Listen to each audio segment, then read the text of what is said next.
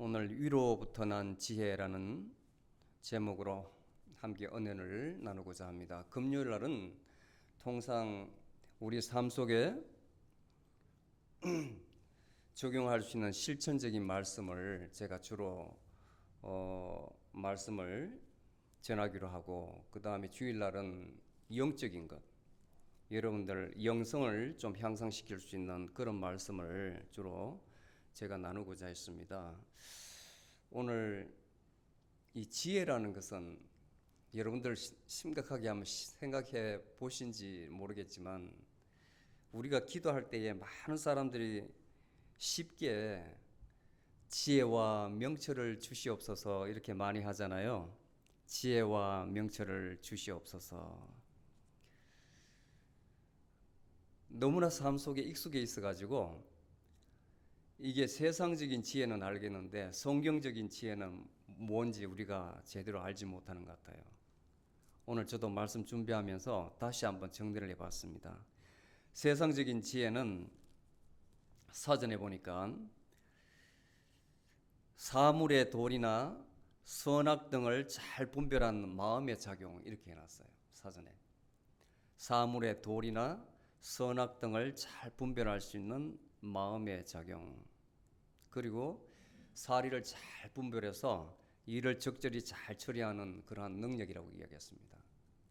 지적 능력, 그리고 지혜는 좀 차이가 있죠. 지혜는 뭔가 좀 지적인 능력을 넘어서는 그 무엇을 언급하는 것 같아요. 그래서 지혜는 많은 사람들이 또는 종교적인 측면에서는 지적 능력 플러스 그 사람의 경험, 그러니까 개념과 경험이 합해서 지혜가 나온다고 이야기해요. 개념이라는 것은 지적 능력이죠. 근데 아무리 사람이 지혜가 출중해도, 지식이 출중해도 삶의 깊이가 없으면 그 지혜가 나타나지 않아요. 아무리 배우지 못해도 그 사람이 70, 80을 살았으면 얼마나 많은 일을 겪었겠습니까? 순풍에 이렇게 돛을 단듯이 나아가는 사람 있지만 또 역풍을 맞아가지고 쓰러졌다가 일어섰다가 쓰러졌다가 일어섰다가 그 가운데에서, 경험한 가운데서 많은 자기만의 지식을 마음속에 저장한 사람도 있어요. 근데 그런 사람은 굳이 배우지 않아도 내가 어떤 사람이 그 길로 갈 때에 한마디 해줄 수 있는 그 정도 능력은 있단 말이에요. 그래서 지혜라는 것은 어떤 개념 플러스 경험이라 이렇게 이야기를 한다. 그래서 동서양을 통틀어서 이 지혜를 아주 미덕으로 봐요. virtues, 미덕. 서양에서는 주로 그릭 필라소퍼들, 철학자들이 지혜에 대해서 많이 논을 했습니다. 이 소크라테스와 같은 사람들은 가장 지혜 있는 사람을 뭐라 그랬냐면, 내가 모른다는 것을 아는 것. 델포이 신전에 가서 어떤 사람이 물어봤습니다. 이 세상에서 누가 가장 지혜 있냐 그러니까 소크라테스라고 그랬어요. 근데 정작 소크라테스는 자기 자신을 적어도 나는 내가 모른다는 것을 안다고 이야기했어요. 뭔 말이겠어요? 여러분들 생각에 이게 무슨 말 같아요? 내가 적어도 내가 모른다는 것을 안다는 거.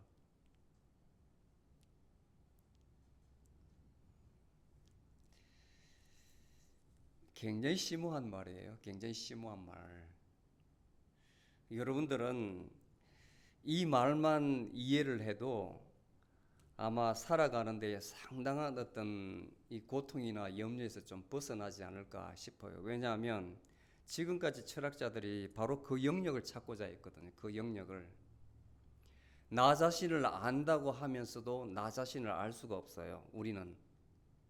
우리 몸과 우리의 정신이 난 것 같지만 실제로 그렇게 어그리하는 사람이 없습니다. 이것은 일시적인 나지만 육적으로 보이는 나고, 그 다음에 이 몸을 주관하는 내 정신은 보이지 않잖아요. 그 정신세계는.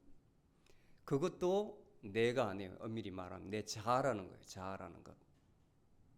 나를 그렇게 착각하는 자. 그런데 나라고 보고 있는 그 무엇을 보는 나가 있어요. 그것을 소크라테스는 모른다고 하는 거예요. 자기는. 그런데 다른 종교에서는 그것을 정의하기를 아주 재밌게 했습니다. 재밌게. 우리는 명확하게 성경에 나와 있는데 그것을 공이라고, 공으로 표현해요. 또 실존주의 철학자들이 그 공을 또 이제 영어로는 nothing이라 해가지고 존재와 무라는 그런 존 폴 사르트라는 사람 책을 썼는데 그 사람도 아주 이 이론에 가까이 있어요. 그래서 그 자리를 철학자들은 자유라고 봤습니다. 자유. 아무에게도 구속받지 않는 그야말로 트랜킬런스, 아주 평안의 자리, 그 자리를 자유라 본 거예요. 그래서 인간을 자유롭도록 이 세상에 던져진 존재 이렇게 정의를 했습니다. 근데 그 자리를 어떻게 아냐고요? 그 자리를.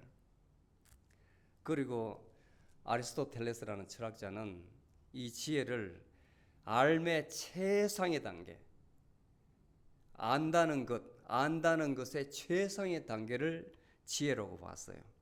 그래서 필라소피 철학의 가장 궁극적인 목표라 이렇게 이야기를 했습니다. 근데 동양에서는 그러면 지혜를 어떻게 봤느냐? 한마디로 깨달음이에요. 깨달음. self awareness. 깨달음.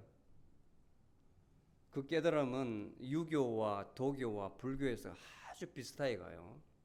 그 깨달음이라는 것은 우주와 나와의 상관관계. 신은 존재하지 않아요. 여기서 신은 존재하지 않아요. 도대체 내가 무엇인가? 그 다음에 내가 관계하고 있는 이 자연은 무엇인가? 그 다음에 나라는 존재는 어디서 나왔으며 어디로 가는가? 삶과 죽음의 문제. 삶이라는 것이 내가 태어남이 있는가? 죽음이라는 것이 과연 있는가? 답을 많이 내놨어요. 답을. 그래서 그것을 해석하기 위해서 그들만의 철학을 내놨는데 그것이 이제 연기법이라는 거예요. 연기법.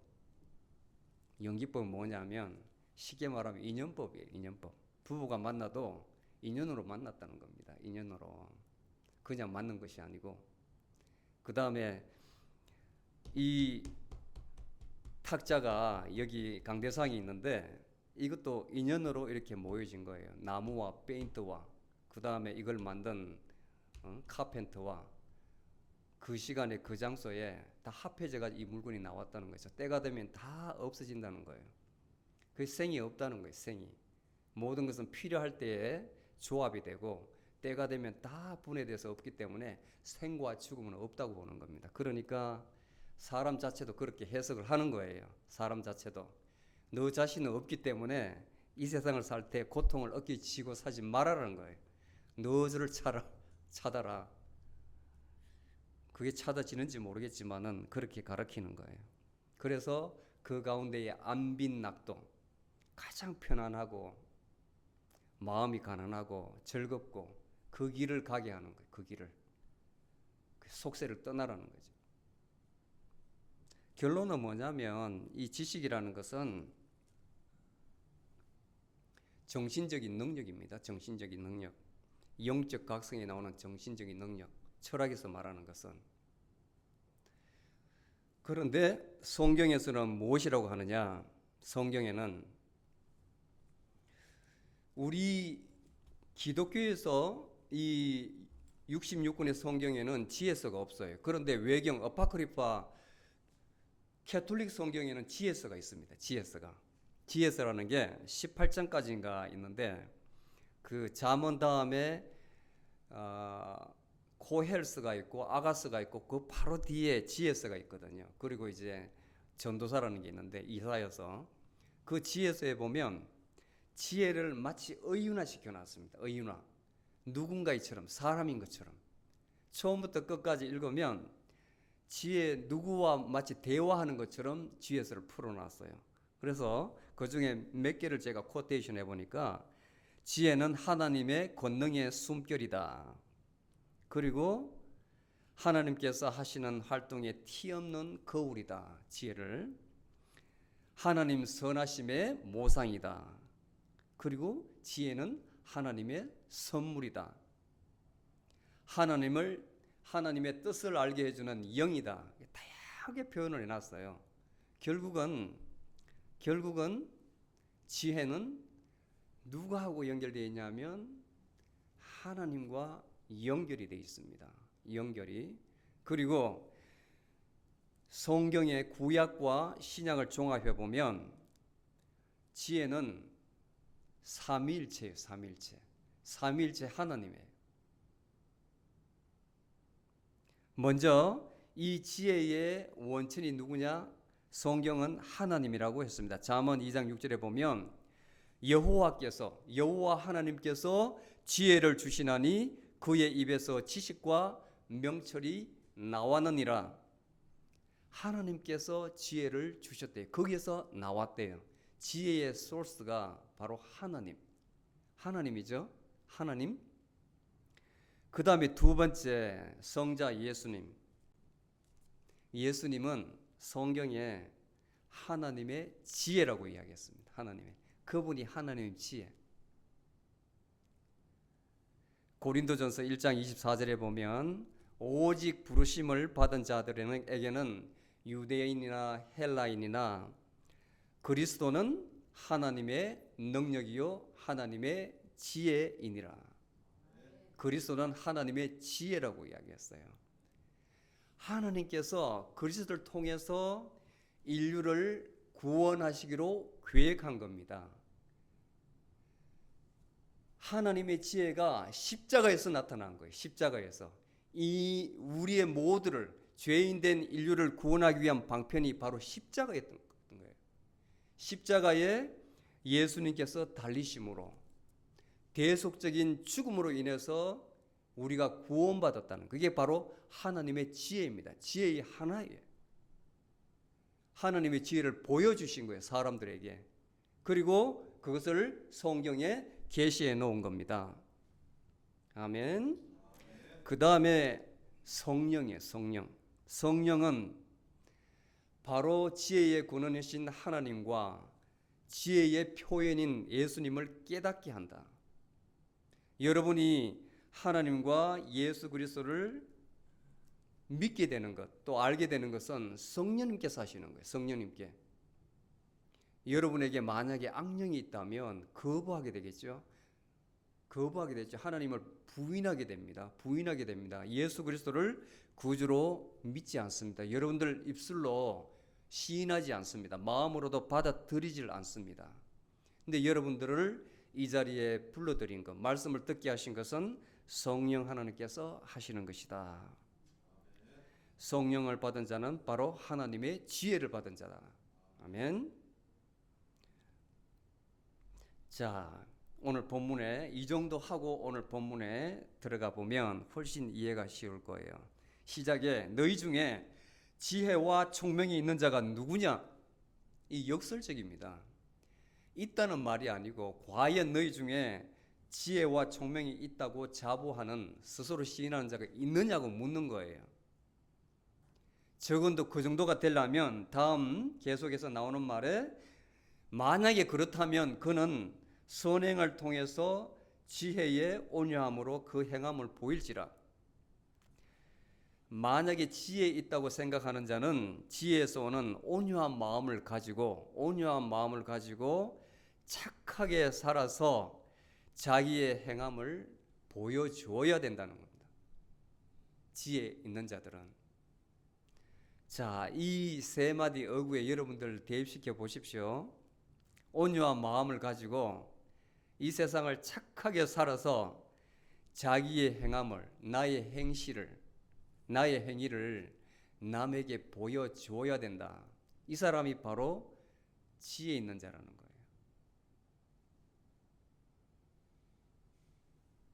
그리고 나서 두 가지 지혜를 비유를 합니다. 첫 번째는 아래로부터 온 지혜. 자, 성경에는 이것을 15절에 보면 세상적이요 earthly, 본능적이요, sensual, 마귀적이요, demonic.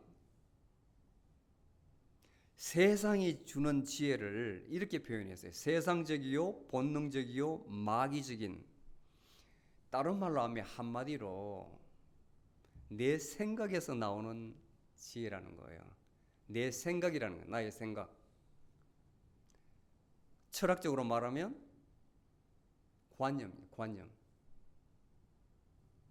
내 생각으로 사는 것을 세상적이요, 본능적이요, 마귀적이라 하는 거예요. 잘 생각해봐요. 똑같이 사람으로 지음을 받았는데 직업에 따라 가지고 사람이 다 틀리잖아요. 말과 행동이 다 틀리잖아요. 선생으로 오래 근무했던 사람들 보세요. 글이 길들여져 있어요. 가르치는데 만나면 사람을 가르치려 한다고. 목사도 마찬가지겠죠. 목사도 들으려 하지도 않고. 그 다음에 사업하는 사람은 계산적이겠죠. 어떻게 하면 돈을 많이 벌까? 그러잖아요. 뭘 투자하면은 저는 모르긴 해도 아마 그럴 것 같아요. 농부들은 비가 오면 많이 오면 걱정, 가물어도 걱정. 예. 올해 수확하고 나면 얼마 우리가 수확이 있을까? 정치하는 사람 다 틀릴 거예요. 그죠? 그리고 교회 나오기 전에 1시간 동안 쭉 기도하다가 온 사람의 생각.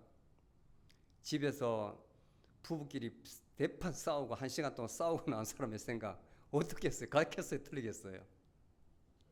틀리죠. 이 사람의 생각은 이렇게 다양하고 나빠요. 그 생각은 근원이 어디 있냐? 인간의 저 뿌리에 있는 욕망이 있습니다. 욕망. 욕망이 있는 거예요. 그래서 인생이 고달픈 거예요. 이 욕망이라는 것은 끝없이 죄악을 낳습니다. 애정을 낳습니다. 애정, 사랑하고 미워함. 결국 사랑함과 미움도 같은 건데 사랑하기 때문에 미워하는 거거든요. 저 사람이 나하고 아무런 관계가 없다면 미워할 이유가 없는데 내 욕망이 내가 바라는 대로 저 사람이 안 따르기 때문에 미운 거예요. 가족이. 내 남편 미운 거예요. 내 아내가 미운 거예요. 내 말을 안 들으니까. 내 자식도 마찬가지고 결국은 뒤집으면 너무 사랑해서 그런 거예요. 너무 집착을 하기 때문에 그런 거예요. 집착을. 결국은 그 뿌리는 욕망이라는 겁니다. 욕망. 집착하는 마음. 이게 인간입니다. 그게 우리 생각이에요. 인간의 생각. 이것은 세상적이고 본능적이고 마귀적이라고 해서 마귀적.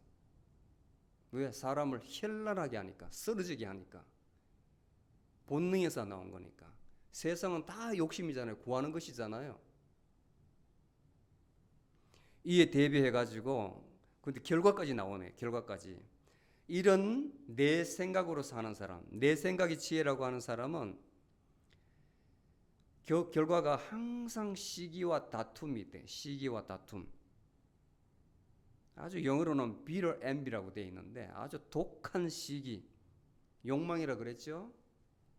그 다음에 다툼이 있다고 그래. 다툼. 내 마음대로 안 되니까. 내 마음대로 안 되니까. 네가 옳다. 내가 옳다. 그리고 그 결과에는 모든 악한 일이 일어난다는 거예요. 악한 일이.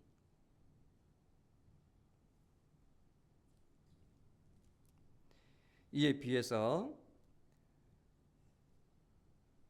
하늘에서부터 난 지혜, 땅에서 난 지혜는 우리의 생각입니다. 이에 대비해서 위로부터 난 지혜, 하늘로부터 난 지혜. 17절에 보니 성결하고 화평하고 관용하고. 자, 인간의 욕망에서 나오는 위의 시기와 다툼과 완전히 정반대로 가죠. 양순하고 긍휼과 선한 열매가 가득하고 평경과 위선이 없나니. 자, 갈라디아서 5장 22절에 성령의 열매와 많은 겹침이 있죠. 성령의 열매와. 결국은 지혜는 성령의 지혜이기 때문에 그래요. 성령의 열매가 갈라디아서 5장 22절에 9개 나와 있는데 거의 같이 중복이 됩니다. 하나님께서 주신 지혜는 깨끗하대요. 깨끗하고 사람과 다투지 아니하고 화평하고 서로 용납하고 젠틀하고 남을 긍휼하게 불쌍하게 여기는 마음이 있고 늘 거기에는 선한 마음이 있어서 욕망을 피워놓고 저 사람을 계산적으로 만나는 것이 아니라 그야말로 하나님이 주신 마음으로 대하기 때문에 선한 열매가 가득하고 편견이 없고 사람을 선입관을 가지면 굉장히 힘들어요. 사람 관계하기에. 있는 그대로를 내가 보면 되는데 누구한테 들어서 그 사람을 선입감을 가지고 보면 이미 내 마음에 그 사람의 이미지가 딱 형성이 되어서 무슨 말을 해도 한번 꺾여가지고 들어오는 거예요. 꺾여서 바르게 내가 판단할 수가 없는 거. 그만큼 prejudice, 선입관이 무서운 거예요. 이게 바로 partiality, 편견입니다. 편견. 꺾여서 바른 모습을 못 보는 거예요. 그리고 위선. 자, 이 지혜를 얻어야 되겠는데 여러분들 위에로부터 오는 지혜를 받고 싶습니까? 자기 생각, 그러니까 세상적으로 본능적으로 마귀가 주는 지혜를 받고 싶습니까? 네? 위로부터 오는 지혜. 그럼 방법을 알아야 되겠네요. 방법을. 그죠? 그래야 오늘 예배에 온 목적이 달성되는 것이겠죠. 자, 지금까지 몰라서 여러분들 생각대로 살았다면 분명히 명심하십시오. 성경에는 딱 고정되어 있어요. 여러분들 너무나 쉽게 아는 것인데 지나가서 광고했기 때문에 그래요. 알려주면 너무 쉬운 거예요.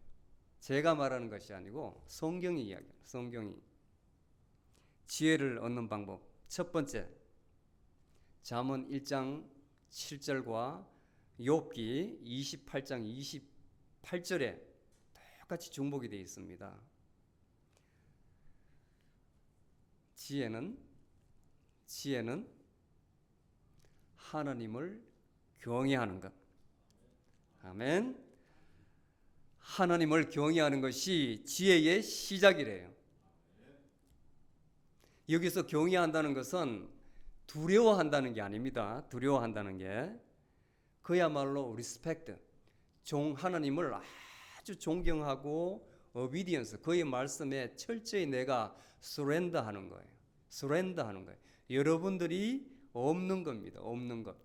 내가 있다고 해서 하나님께 뻗대는 게 아니라 내를 온전히 하나님께 넘겨주는 거예요. 하나님께. 그게 경외함입니다. 여러분들 어릴 때에 엄한 부모님에서 키우면 아버지가 굉장히 무섭잖아요. 무섭잖아요.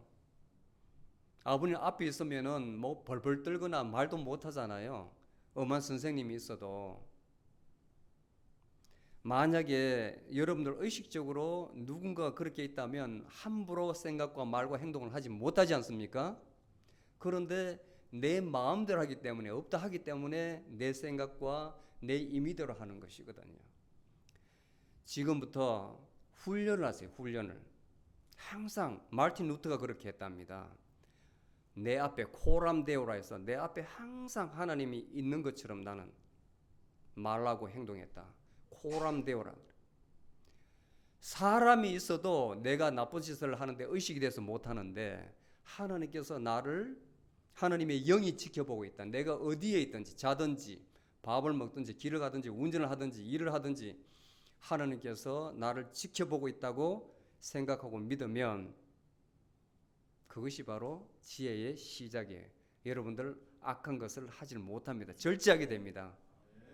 그것이 선행으로 하나하나 좋은 일을 하다 보면 여러분들 생각까지 바뀌어요.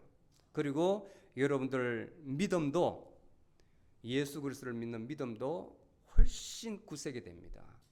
나도 모르게 체화됩니다. 그게 바로 우리가 나아가야 될, 그리스도인들이 해야 될 것이에요. 그게 바로 수행이고 그리스도인의 생활입니다. 그래야만 교회 내에서와 세상 밖으로 나갔을 때의 행동이 점점점 일치될 수가 있는 거예요. 이해하십니까? 우리 삶 가운데에 어려운 일이 많을 거예요. 내가 이렇게 말씀을 듣고 그렇게 하기를 원하는데도 밖에 나가면 당장 시험이 옵니다. 그래서 디마닉. 내 생각이 또 바뀌어요. 내가 한번 잘 말씀 듣게 해보려고 그랬는데 또 나를 그렇게 넘어지면 안 됩니다. 항상 기도로 하나님의 영과 교통하고, 그 다음에 말씀에서 통찰과 지혜를 구하고, 이 지혜로 하나님을 기뻐하는 삶을 살 수 있도록 여러분들에게 광끈하면서 축복합니다. 아멘. 기도하시겠습니다.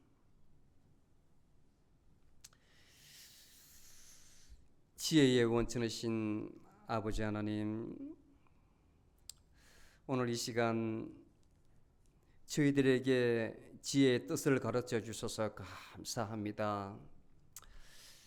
지혜로 천지를 창조하시고 지금 이 시간 지혜로 온 우주 만물을 다스리심을 감사합니다.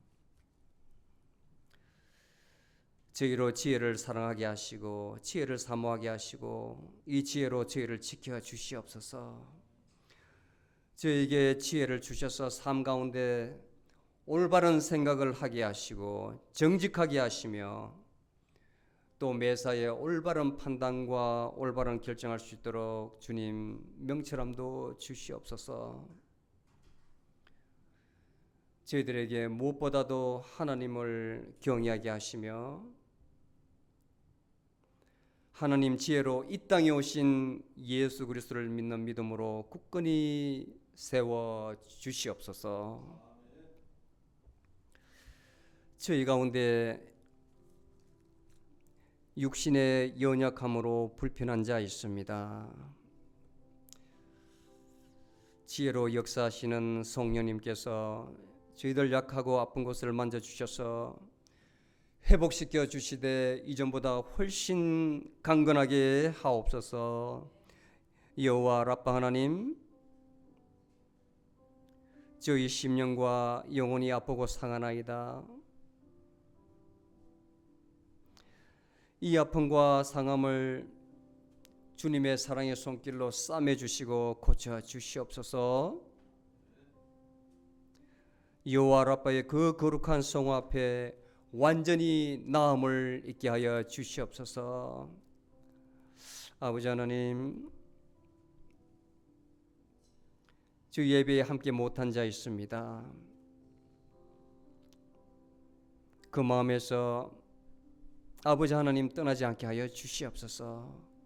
어딜 가든지 무엇을 하든지 주님 함께 하시며 그 마음을 붙들어 주시옵소서. 주님 저희 교회를 사랑하여 주시옵소서.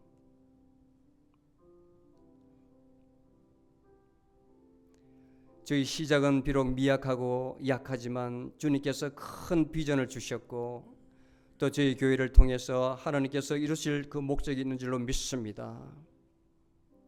그 목적을 위해서 저희들 기도하고 있사오니 하나님 저희들에게 지혜 주시고 능력 주시어서 하나님께서 저희들에게 주신 사명을 잘 감당할 수 있도록 주님 도와주시옵소서.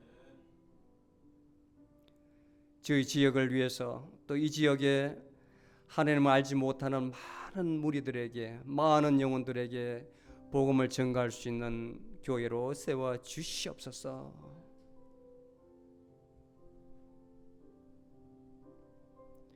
모든 것을 주님께 의지합니다.